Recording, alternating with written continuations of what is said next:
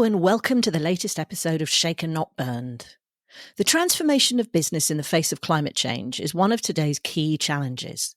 There's increasing regulation around reporting on climate risk and ESG, and that covers everything from reporting on climate, on environmental impacts, on human rights, on deforestation, commodity provenance, energy costs and efficiency.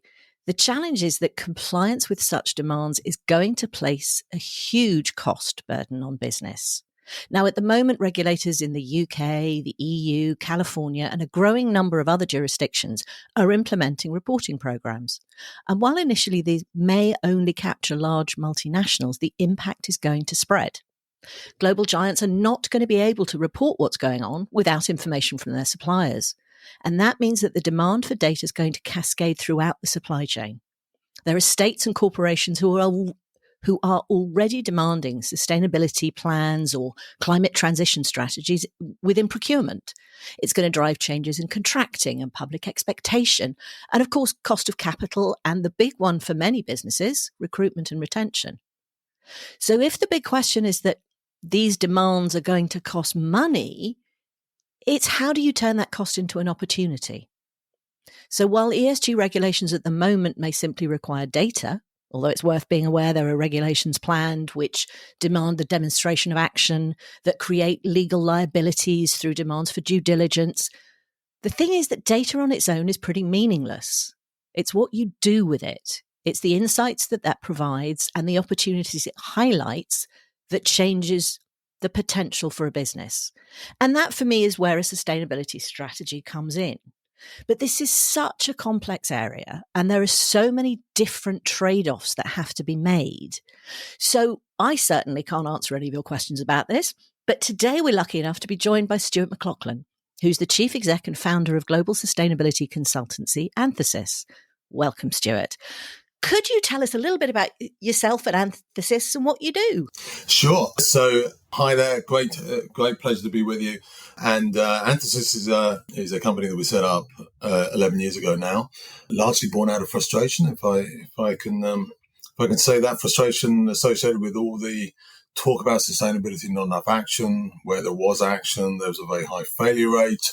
I've been in this world for sort of 35 years. First learned about the climate science back in 1985, which ages me a little bit.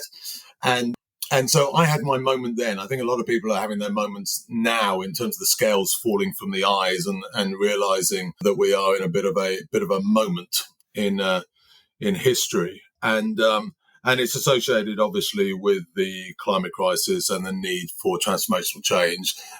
And the window for that transformational change is now much shorter than it was when, we were first looking at back in the mid-'80s. And so, myself and various other people I knew from the industry, we just felt that given the failure rate associated with sustainability programs, given our frustration about the lack of action, then perhaps with a blank sheet of paper, we could piece something together that was going to give organizations a higher probability for success, and so that they can celebrate a sustainability strategy. And so we started to piece together an organization for the moment in time when the world wakes up to the reality of the crisis. We didn't know whether it was going to be 2013 or 2030, but we thought we would get ready for when that moment finally arrives. And so what is it exactly that you do? So when a client comes to you, what do you do? Yeah, so our purpose statement is we guide our clients to a new era of sustainable performance. So what does that mean? That means that we believe that the world and our clients are now on a journey. For the last 80 years, they've been operating in particular models and systems that actually have served the world pretty well for most of that time, but are now looking increasingly dysfunctional. And they are now being forced, because of the big stick of compliance, to step out of those perceived places of safety, the sort of status quo, and to go on a journey. So we want to support them on those journeys, be those journeys, the road to net zero, or from linear business model to circular business models, or to net positive, or through just transition. So it's all those kind of journeys that we typically talk about under the banner of sustainability. And we want to be, hence the purpose statement, we guide our clients to a new era of sustainable performance. We don't want to be consultants, actually, and perhaps we can come back to this. We think consultancy is a broken model of the old era. We want to be guides. We want to be guides, and we want to take them to whatever are these new models that we need to now start to reimagine and redesign come the next era. Now, you mentioned just transition and circular economy, and one of the things that I always struggle with is the terminology, because I get just transition and I get a lot of the sort of subcategories, but the word sustainability is sufficiently vague that it basically means whatever you want it to mean. And I remember the Brundtland report, the definition is something along the lines of it's in order to ensure that you can continue to grow, but, protecting the needs of future generations. But I remember there was a fossil fuel company that tried to say it had a sustainable fossil fuel plant because it was, making sure there was energy for the next generation. So, what does sustainability mean to you, and how does that relate to ESG and the way in which the market is changing? So the fossil fuel example that you just talked about there is... I mean, it's a long time ago. Yeah, sure, but there's still lots of those kind of examples now.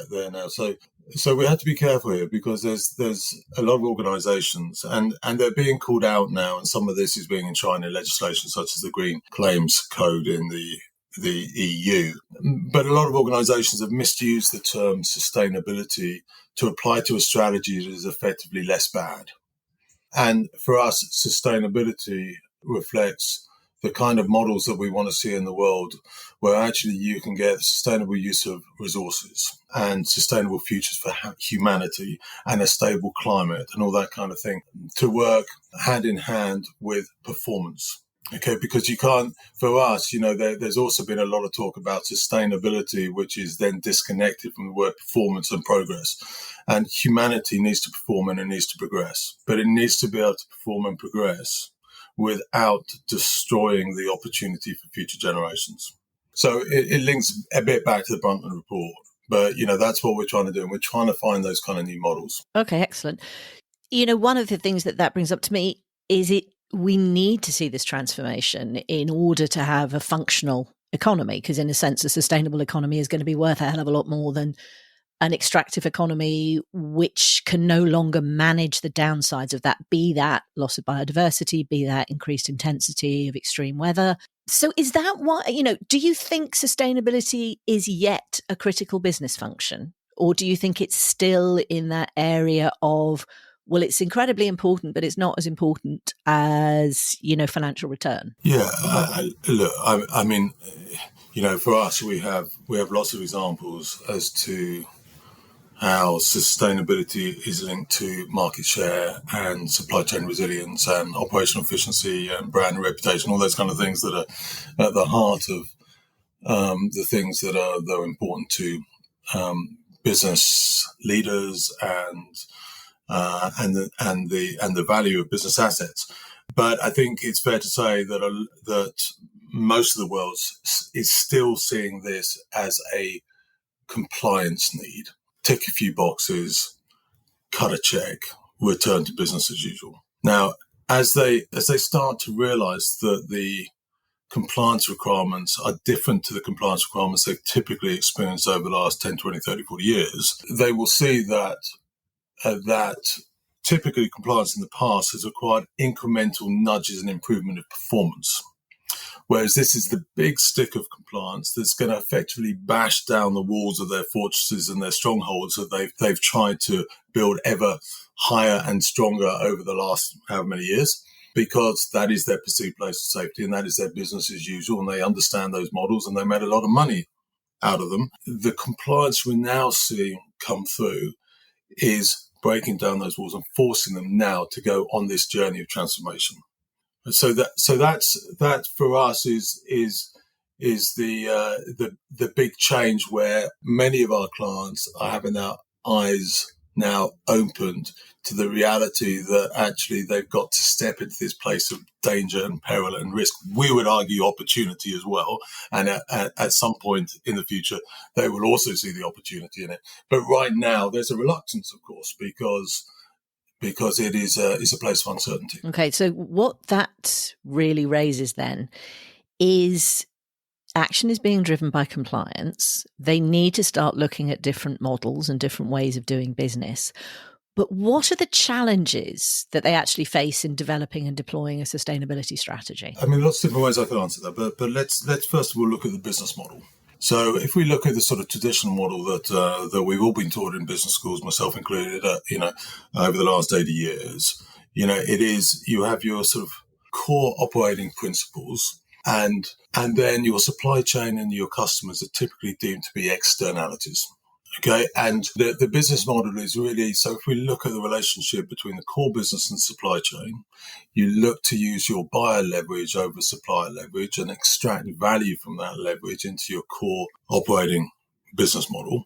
And then that value typically goes to the shareholders. That's the shareholder capitalism model. What organizations are now being forced into, whether it's through Scope 3 and carbon accounting, or whether it's through the Corporate Sustainability Reporting Directive, known as CSRD, with double materiality, etc., it's forcing organizations to take responsibility for their externalities and price them into their model and report on them in a very transparent way, with some serious penalties if they report on them in a way that is misrepresentative. So if we just look at that then forces organizations to get their arms around the full value chain, not just understanding who their tier one suppliers are that they might be engaging with through their procurement departments, but tier 2, 3, 4, 5, 6, all the way through their value chain, right? And also to understand how their products are being used by their customers and what happens at the end of life, right? So this is a fundamental shift. If you think about all the ERPs and the inventories and the way people are trained and the way businesses create value at the moment, and the focus on shareholder capitalism as opposed to, which is much more vertical as opposed to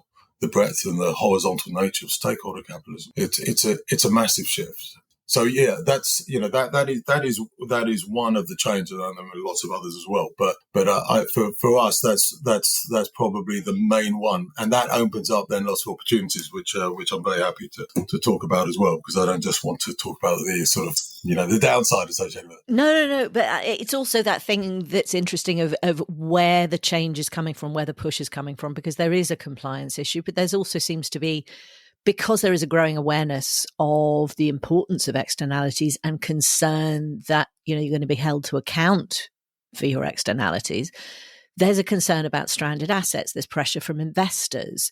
Are you seeing that being a driver yet, or is that just something that journalists talk about? No, we are seeing. I mean, it's interesting. I mean, we've gone straight into sort of compliance and regulation as the primary driver, and I think that is correct. What is, because as I said, I've been in this world for sort of 30, 35 years, and I could tell you that there are other drivers such as consumer behavior habits starting to change, and there's a lot of data out there that suggests that sustainably designed products do better.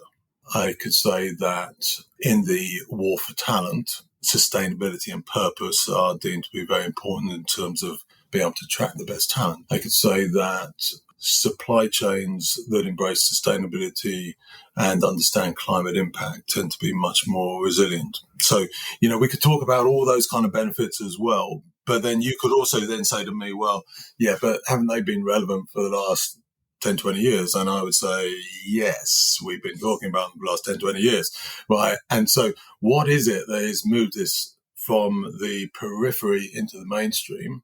And I would say compliance and regulation. And maybe that on its own wouldn't have done it. And maybe we just hit a tipping point. Maybe it was the pandemic. Maybe people suddenly realized that actually, human beings aren't always in control and crises can happen. And I suppose also that things are interconnected, that, you have something falls apart in one place and it's going to have an impact on the other side of the world. Absolutely right. Yeah. Now, so that then brings us to the question of opportunities.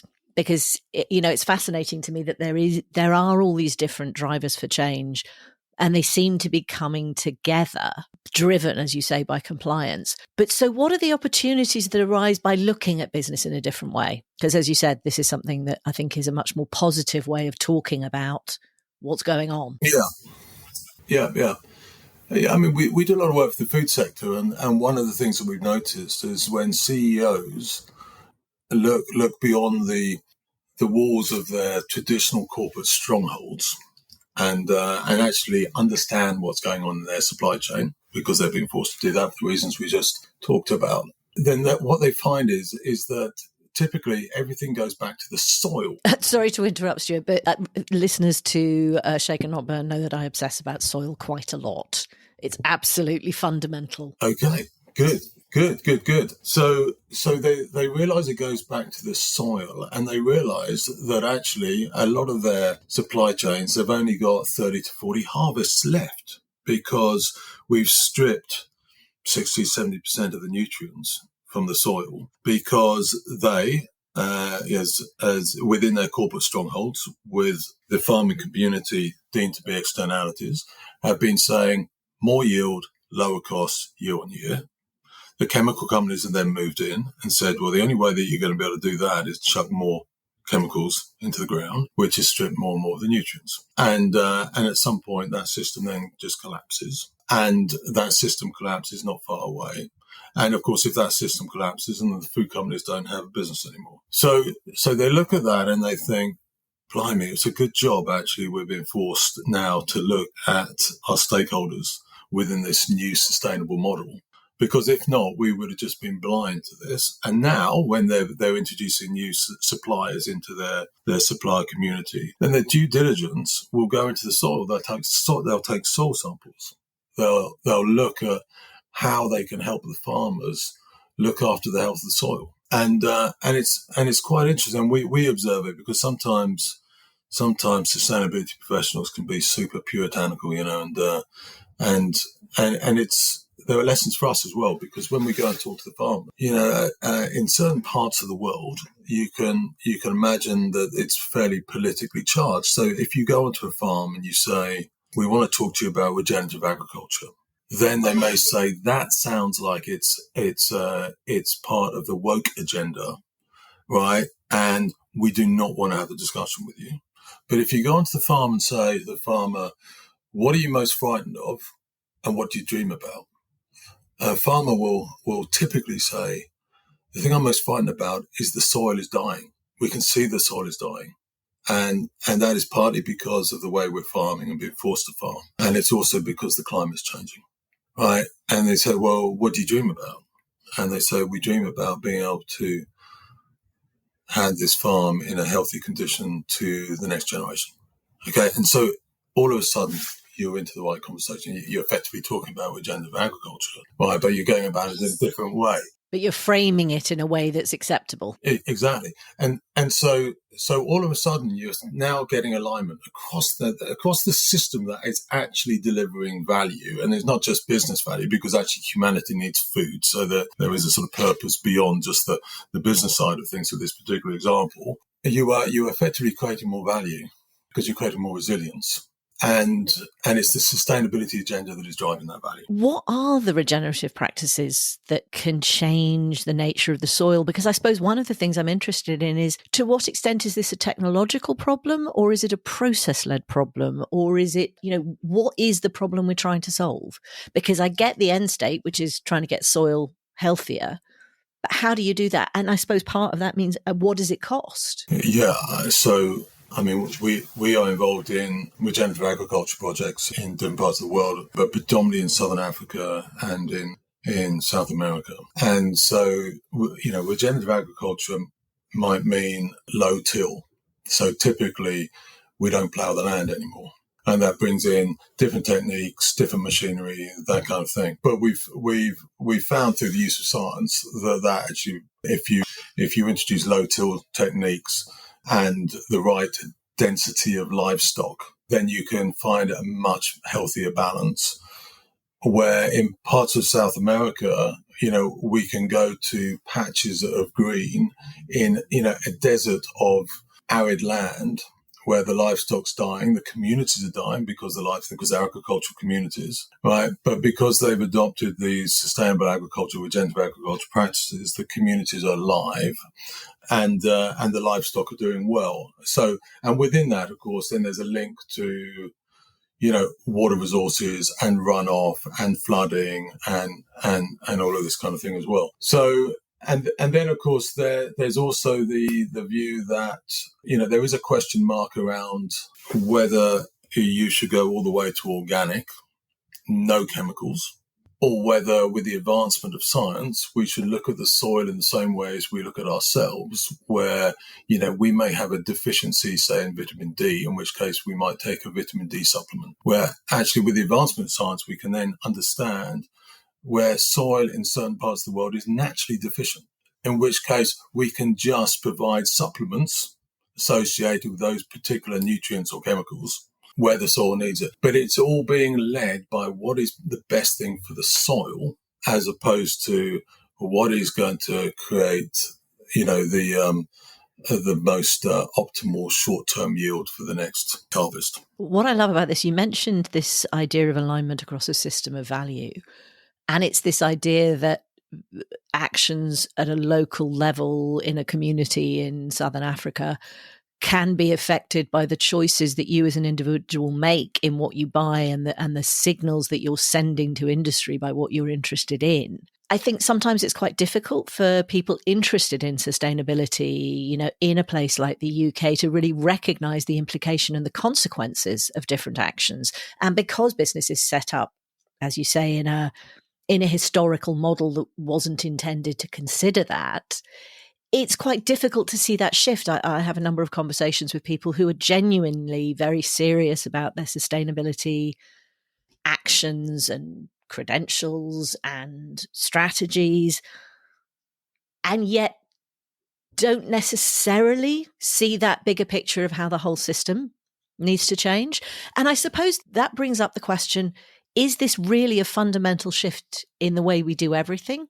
Is this a particular point where, extreme weather has basically raised this up the agenda for a lot of people? Where do you think we sit at the moment? Fad or fundamental shift? I would say it's the right question to ask, and it's quite a difficult one to answer. In our world, the shift that we see is fundamental because most of the organizations that we support have got the leadership commitment and the organizational will to embrace a meaningful shift. And because they are typically, amongst the largest organizations in the world, and they're driving it through their value chain, then that is then embracing many hundreds of thousands of other organizations who are having to follow suit in terms of this meaningful shift. So there's a significant cascade that we can see going from large multinationals through to SMEs through to smallholder farmers.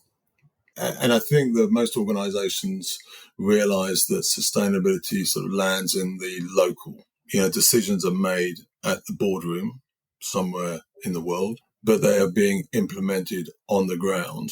Now, when it comes to the consumer, if your question is more focused on, sort of the general public. No, I was actually just thinking about mainstream business that hasn't necessarily moved that way, because I do hear people talk about things and they take sustainability very seriously, but the way they talk about it sounds as if it's still very much siloized in a sustainability department rather than acceptance of the need for fundamental transformation to survive a world, a market, an economy that is fundamentally having to operate in a different way. Yes. And I think this will bring me back to one of your earlier questions that I probably didn't answer properly in terms of the role of investors. But up to about 5 years ago, I would say that ESG departments were being drip-fed small budgets with, they wouldn't have used this language, but they would say, give us some good news stories so that if we are challenged, we've got some positive and strong responses. But the main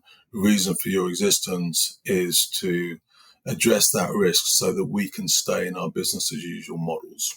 Now, I do think things have shifted, and I think investors have played a very strong part in that because there's a huge amount of scrutiny, not just because, Article 8 and 9 in terms of SFDR within the European Union and all those kind of things we hear about, and the S&P and the MSCI ratings and everybody being concerned about those kind of things, but also because there's a huge amount of ESG and sustainability due diligence being done on organizations, and also a genuine concern around material risks associated with climate on both physical assets, but also the kind of risks associated with intangible assets. and about 80% of the value of your average company is in the intangibles. So, there are brands and reputations that could have been built up over 100 years that could be destroyed in 6 months because of a mispositioning around sustainability. So there are genuine risks that are being driven into the boardroom by investors, and now increasingly because of the likes of CSRD reporting, which is very transparent. When we're on the other side of that, especially with what we call double materiality, which again is being able to understand what's going on across the value chain, we'll be able to see very clearly which companies are making a load of money and destroying the planet, and which companies are making money or whatever their financial performance is and not destroying the planet. It'll be quite binary. And that's then going to take it back onto the boardroom table once we've got that level of transparency.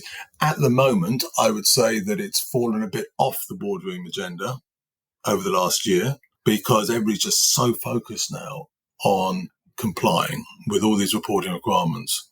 And then when we get on the other side of that in a year, 18 months' time, with that level of transparency, then I think it will be back on the boardroom agenda. Okay. So once it's back on the boardroom agenda, and I suppose there's a question here of the size of the business and the sort of difference they can make, but what should a business do? How do you go about identifying how to build a sustainable strategy? How do you become a sustainable business? Yeah, sure. So at that point, once they've got the benchmarking, so you've got your analytics, and so carbon accounting is probably going to be embedded into IFRS. All right. And then you're starting to see the price of carbon starting to come into mainstream accounting. And then you're being asked to report across all the sustainability impacts with the transparency that we just talked about.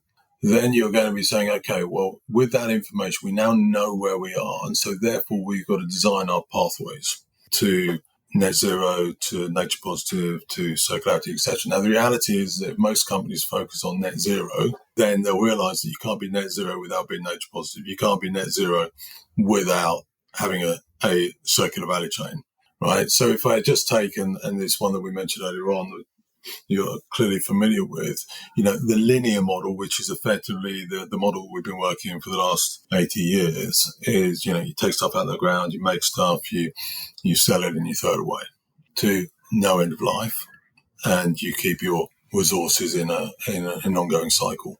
If you just look at that, and then you think about the way most organizations are set up, where at the point of sale, they don't have to worry about it anymore, right? And going forward, they're going to have to worry about it because you have a responsibility to be able to recover that product at the end of life, get it back, and recycle the components.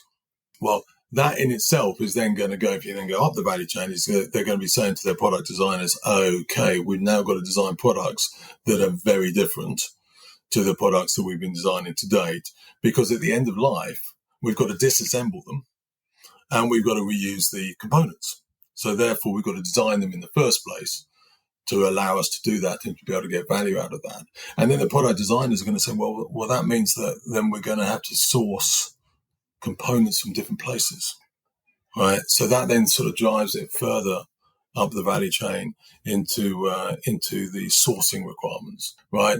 And then all of that has then got to be supported by different ERP systems, different operating models, different inventories, different incentives for sales teams, and all of that. So I mean, it is totally transformational, and that is just one of the systems that is going to have to be changed to be able to meet these sustainable performance targets that we're moving towards. You see, the thing that I find challenging about that is, we've got targets for net zero. We've got 2030 targets. We've got some have 2040 targets. We've got the big 2050 target.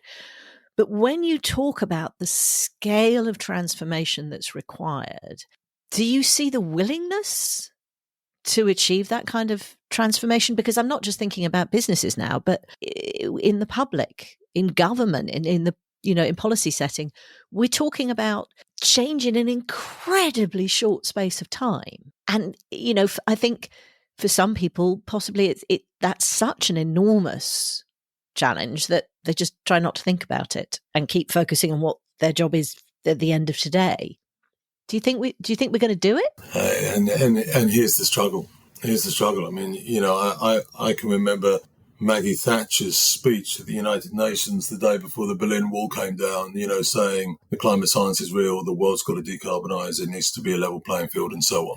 We've known about this for a long time, and the window has got smaller and smaller. And, I was at Climate Week in New York a couple of weeks ago, and the tagline was something like, the time is now, right? And I was thinking, I've been to a lot of these gigs over the last 10, 20, 30 years. Yeah, the time was about 20 years ago. Yeah, and it's almost always the time is now. And, at what point do we say, instead of, with the last generation with the first generation to have all the information at our fingertips and the last generation to be able to do anything about it? I think that was a David Attenborough quote from a long time ago. But, at what point do we say, well, we were the last generation? Because we've moved beyond that. And the window is incredibly short. And I think that there is recognition now from regulators and policymakers that if they go too fast, they will break the system, the economic system. And that's the feedback that they're getting from businesses. So if you look at the regulation in the EU, a lot of the deadlines have now been pushed back because the business community is just saying we cannot do this. It will break us. So it's very different in the policy environment. It's quite difficult. You want to push organisations to the limit because you've now got a very short window to be able to do something about it. But if you push them too far, then you'll break the economic system as we know it. Which some would say is not a bad idea, but that's not the sort of conversation we tend to have here because we operate within that system. We operate within that system and we operate in democracies and it's probably not a vote winner. It is so important that we recognise this tension between the need for change and the need for that change to be manageable, because the system has to continue to function as we try and achieve the transformation we need. So part of that is talking to people about the opportunities and what they can do and moving forward and seeing how this can be achieved. So I suppose, one of the things that's really important when you're trying to look at that balance between those two key drivers is, what do you watch for? How fast should you push? Are there guardrails you ought to look for? Yeah, and this is the sort of the debate, if you like, between the sort of the growth agenda and the sustainability agenda, and the reality is that most businesses want to grow and become more successful. I'm thinking in part of the issue of carbon footprinting, for example, because you have a number of approaches and standards and methodologies. And one of the best known is obviously the Science Based Targets Initiative. And the idea is that you're supposed to keep your absolute emissions down. But if you're growing your business really, really fast, you're a clean tech business and you're actually displacing a whole load of carbon intensive business, while you're growing your carbon emissions, you're actually cutting overall carbon emissions by displacing something else. So, I suppose I'm just interested in your perspective on what we should look for, what we need to be cautious of, and what are the areas where we need to get greater clarity in order to be able to move that transformation faster. And so the question is, how much, what is the carrying capacity of planet Earth? How much abundance is available? And in fact, we kind of explored this a little bit in our book that we wrote last year called The Adventure of Sustainable Performance. And we actually went back to Darwin, because a lot of the issues that we see in the stakeholder capitalism model is based upon, the survival of the fittest kind of attitude, which is then sort of morphed further in what people call the more sort of Hunger Games sort of style of capitalism. And don't get me wrong, there's much that I like about the capitalist model. But what we did was we went back to Darwin's research, and the primary bit of his research was associated with what he observed with Darwin's finches. So just bear with me, but one finch comes over to the mainland to the Galapagos, and there are all these sources of fruit. But because of the beak shape, they can only access one of the berries. And so over a relatively short period of time, the finches adapted the shapes of their beaks to be able to then access all these different sources of fruit, all these different food sources. And then over time, they became different species. And what Darwin was doing, he was demonstrating how adaptability is the superpower if we want to be able to access Earth's abundance. And I think there's a question mark there. There's a slightly philosophical answer to your question. But the issue we've got today is that there is just so much competition going after the same sources of fruit. And what we see is going to happen is that organizations will be forced into a place where adaptability becomes the primary source of success as we try to step away from this very sort of survival of the fittest, competitive kind of business environment into a business environment that perhaps becomes a bit more collaborative. And I think we actually learned quite a lot from the pandemic. And, I remember one of the examples was, when Boris effectively incentivized organizations to come together to design and build ventilators. And he said, if you can get ventilators certified off the production line, I will guarantee that they will be bought. And we actually interviewed one of the consortia, which came from car manufacturing and aerospace and all these organizations that knew nothing about ventilators. They just weren't in healthcare at all. And they came together as a group and they said, right, we've got 100 days. We've got 100 days to produce these ventilators. And for every day that we fail, another 1,000 people will die. Okay? So that is, and I've spoken to people who were within that consortia, and they said it was incredible. All the normal sort of competition rules and the IP rules and data and confidential all came down because you were responding to a crisis situation. And I think it was very interesting as we start to see these pre-competitive collaboration spaces opening up within businesses and across sectors, in terms of businesses coming together, often from unlikely sources. And they're basically saying, how can we operate in a different way to be able to move faster in this time of crisis, in a crisis that's actually much bigger than the pandemic? Well, I have to say, I think that is a perfect note to end our interview on, because the idea of these pre-collaborative spaces, this idea that there's a different way of doing business, is actually incredibly exciting. The potential for positive change if people come together with the right understanding of how things could be done differently. And I certainly want to include a link to the Adventure of Sustainable Performance in the show notes because I think it sounds fascinating. So all I have to say is thank you so much for joining us today, Stuart. I've really enjoyed listening to your insights on sustainability, and hopefully we will get to where we need to go. Thank you. Great pleasure to be here. Thanks for the invitation. And to our audience, thanks so much for listening. Don't forget to subscribe to our newsletter and follow us on social media. And as ever, you can find us wherever you get your podcasts. See you next week.